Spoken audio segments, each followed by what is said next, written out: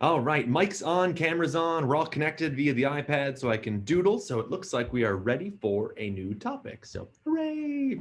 Anyway, in this topic, we're actually going to be leaving behind these cute little finite state machines and finite automatons and Turing machines, kind of all of these cool early models of computation. And we're actually going to springboard into our discussion of algorithms and efficiencies and optimization and complexity and all of the good things that are then going to follow. So in this section, which I've called section 3.0, we're actually going to revisit some possible old algorithms that you've already seen. Depending on who and where you might have taken your computer science 1 or computer science 2 or data structures courses, these topics may have been sprinkled in a little bit, but just to kind of give us all the same foundation, I'm going to revisit some of those and then begin to kind of springboard in this discussion of complexity that we just started poking into at the end of the Turing machine world. So in particular, we're going to be looking at what are often referred to as divide and conquer style algorithms, which, as the name suggests, we're going to blast things into a ton of little pieces, and then we're going to begin slowly combining them back together. The world that this is really nice to look into is going to be into the world of sorting. And it's also just a fan favorite of everybody's to revisit all things sorting and talk about which ones are efficient and inefficient and how we can improve them and do all of the cute little things about sorting. So down below, I got this cool little guy with this nice little sword who is no longer attacking these Turing machines, but is now going to be attacking some nice little list, and we're going to begin manipulating those things. So we're going to live in this world just for this particular section. And then in our next section, we're going to be properly starting off our discussion of some algorithms. And I'm going to begin branding them in the world of some networks and some graphs so we can kind of pick up where you may have left off in your data structures or in your computer science 2 classes. And then we're going to start to see these things all snowball back together. All right, anyway, sorting. Hooray! I love sorting. Everyone loves sorting. My mother is a kindergarten teacher, so she even loves sorting. In that, I have this nice little Dr. Seuss quote that also talks about sorting. So I think I mentioned it back when we were chatting about languages, that my mother is a kindergarten teacher. And it's like, hey, we're both talking about languages. How adorable is that? Now we can both be talking about sorting. But now we want to chat about how to do things as efficient as possible. So down below, I do have this cheesy little Dr. Seuss quote. So my mother would be proud of me because we both get to have Dr. Seuss in our lectures. And we're just going to veer in a slightly different direction than a kindergarten classroom may in fact take this discussion. I do not have my mother's reading voice, so I will let you just read your own Dr. Seuss quote about sorting because it's kind of cute and it's just a friendly way to start off this particular section. So pause the video, read it, remember everything that you loved about your childhood. Hopefully you still had Dr. Seuss in your childhood. At some point in time, I'm going to be super duper old and I'm going to say Dr. Seuss and students are going to be like, I don't know who that is. And then I'm going to be really, really sad. So hopefully this is a quote you may have seen before. If not, it's a really cute sorting quote and everybody loved it. All right, so on this game, if we were in class, like in an in-person class, this is the point in time that I'd ask the audience of like, okay, what are some of your favorite sorting algorithms? And they'd all shout bubble sort or they'd shout selection sort because they're easy to implement. There'd maybe be a few meme sorts that maybe get thrown into the mix, but I want you to sit back and think about some of your favorite sorting algorithms, kind of why you maybe like some of them. Obviously, the answer to why may vary in terms of ease of implementation, ease of description, or runtime efficiencies. So how we view efficient or good is going to change depending on our scenario. But I really like the insertion sort. It's one of my favorite inefficient sorting algorithms because it's got this really nice visual connection as well as a pretty easy verbal description. So this thing is obviously rubbish when it comes to runtimes, but it allows us to remind ourselves about runtimes and then bring in some implementations and some discussions about them. So down below, I'm going to have a list. It's got 7 things in it, an 8, a 6, a 7, a 5, 3, 0, and a 9, i.e. Jenny's phone number, which becomes a really convenient example to do sorting algorithms on because there's some kind of weird things on how the numbers are actually organized. There's big numbers in the beginning, the middle numbers are all kind of in the middle, and then there's a 9 tacked off at the end.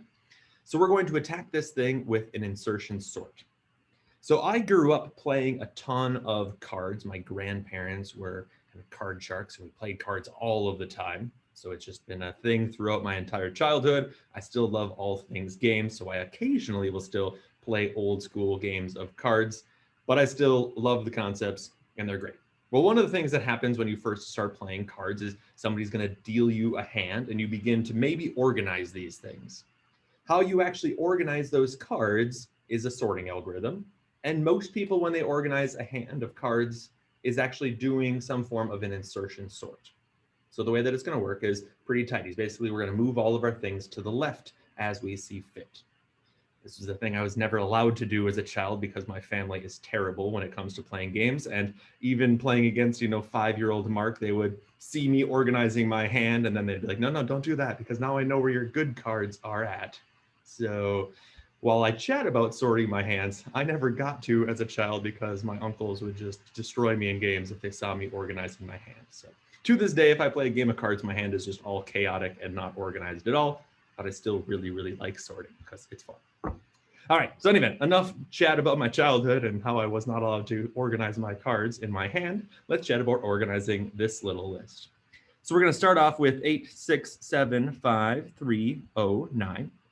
So the way that this is going to go down is I'm essentially going to grab a card, like it would be in my hand.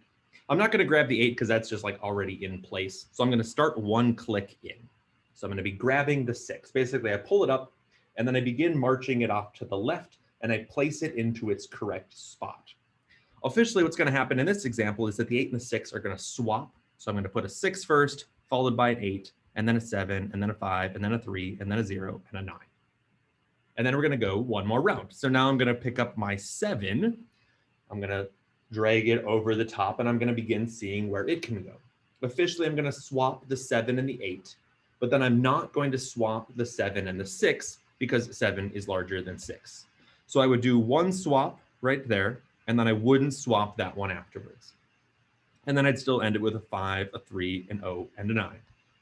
In my next go, I'm going to pick up the 5, and I'm going to begin marching it down to the left.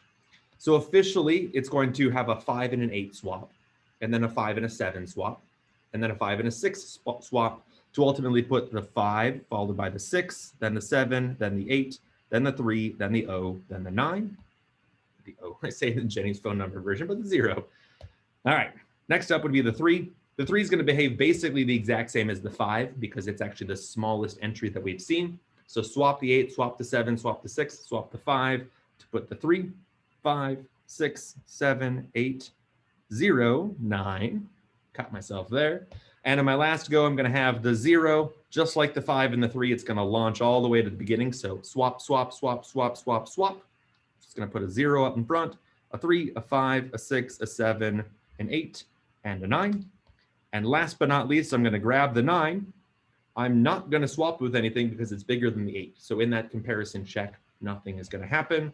So then I'm going to return this nicely sorted list back to the user, and everybody's happy because hooray, sorting was awesome. Everything was great.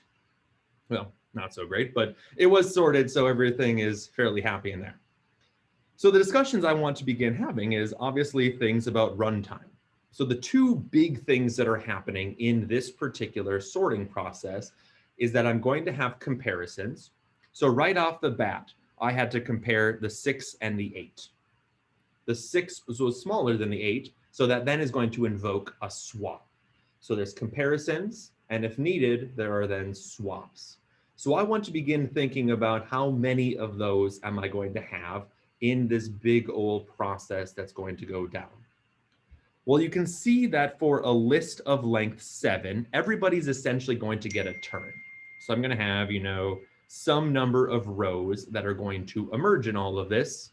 And each guy's going to have to get a turn as we go. So the 6, the 7, the 5, the 3, the 0, and the 9, each of those are going to have a pass. So it feels very Turing machine-like, is that grab the 6, click it off to the left. Grab a 7, click it off to the left.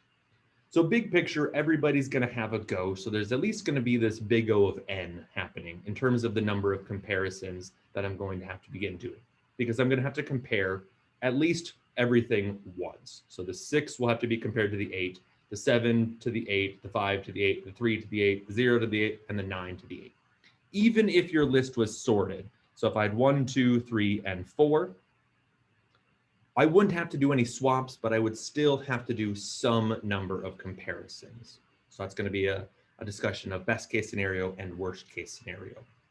So let's think about, okay, so if I have in this kind of general structure where I have kind of this randomly organized collection of things, every single thing is going to have at least one comparison, but most of the time I'm going to have to begin clicking it off to the left.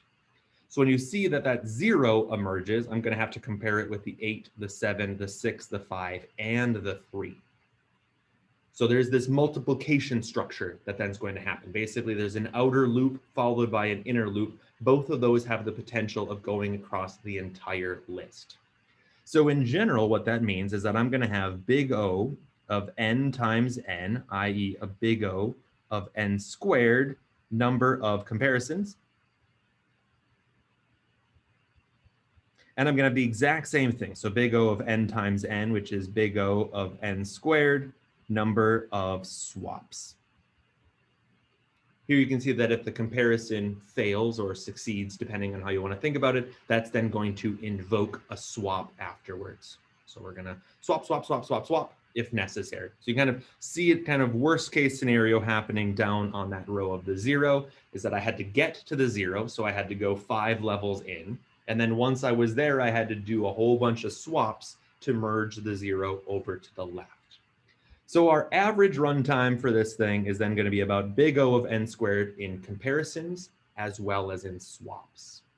If I think idealistic, so if I had a sorted list, so 1, 2, 3, 4, well, what's going to happen here is that you're first going to grab the 2, you're going to compare it to the 1, but not swap it. Then you're going to grab the 3 and you're going to compare it to the 2, but not swap it. And then last but not least, you're going to have the 4, you're going to compare it to the 3, but not swap it.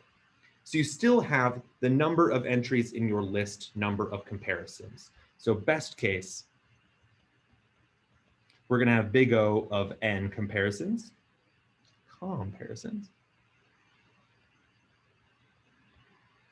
And here I actually didn't have any swaps.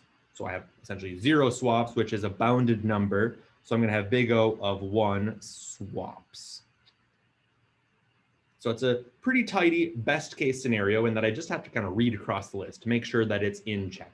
So it's kind of back to those Turing machines is like, once I have that little list already identified, if I did one final pass to make sure that it checks out, I'm just reading across the tape, which has n comparisons, and everything is going to check out afterwards.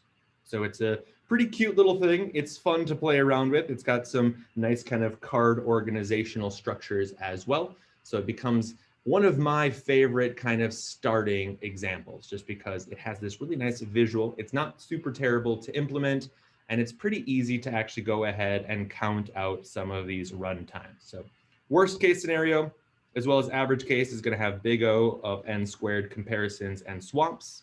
The best case performance is going to be big O of n comparisons and actually no swaps at all. So a bounded number or a big O of 1 number of swaps. So I'm actually going to pause this thing and we're going to jump into an implementation of this thing just to kind of get our feet wet and start to see some programming actually, and then rinse and repeat this process for a few other sorting algorithms. So hooray.